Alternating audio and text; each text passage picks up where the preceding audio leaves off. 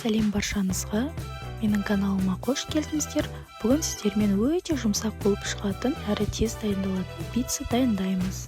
Каналыма тіркелуді ұмытпаңыздар. Ыдысымызға ұнымызды салып, оның үстінен жылы суымызды құямыз. Одан кейін бір шай қасық балғын ашытқымызды саламыз. Ашытқыларыңыз міндетті түрде балғын болуы қажет. Одан кейін бір шай қасық қант және де жарты шай қасық тұзымызды салып, жақсылап барлығы ерігенше араластырамыз.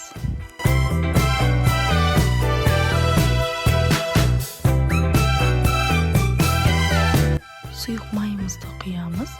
Сұйық майдың орнына зәйтүн майды да пайдалансаңыздар болады. Осылай барлығын жақсылап араластырып, осы қасықпен ұнды да араластырамыз. Алдымен қасықпен барлығын жақсылап араластырып алыңыздар.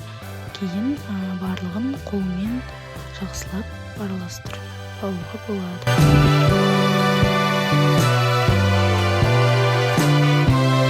Бізде бастапқы кезде осындай қаттылау қамыр шығады.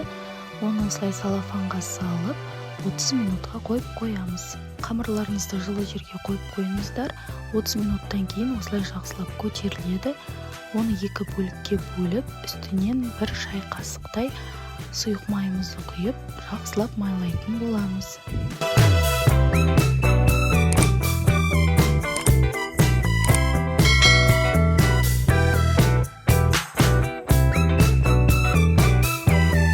Жақсылап майлап болғаннан кейін үстін салафанмен жауып, 40 минутқа тағы да жылы жерге қойып қоямыз.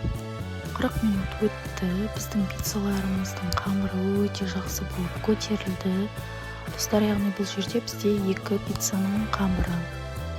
Біріншісін алып, осылай формасын келтіреміз. Өздеріңізге ыңғайлы болатындай формаға келтіріп алуға болады.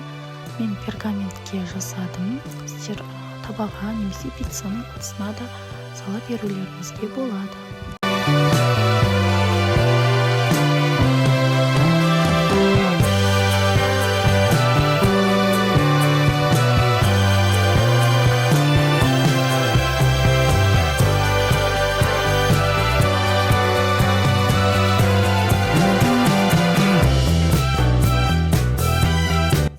Қасық майонез бен кетчупты араластырып, барлық жеріне жететіндей қылып жағып шығамыз. Кейін салмасына мен колбасаларды қолдандым. Колбаса және де помидорды араластырып, осылай қойып шығамыз.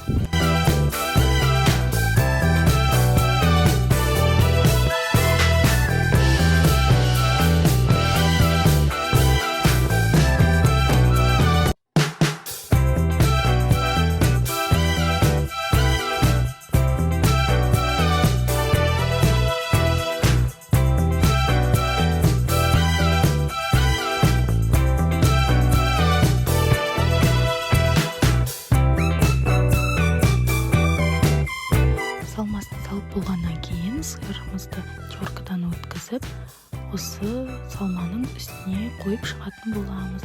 Барлық жеріне жететіндей мол қылып салыңыздар, сонда пиццаларыңыз дәмді болады.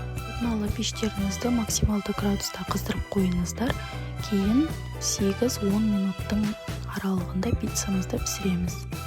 Мінекей, біздің пиццаларымыз дайын болып шықты, өте керемет, жұмсақ болып шығады. Менің каналыма тіркеліп, лайк басуды ұмытпаңыздар.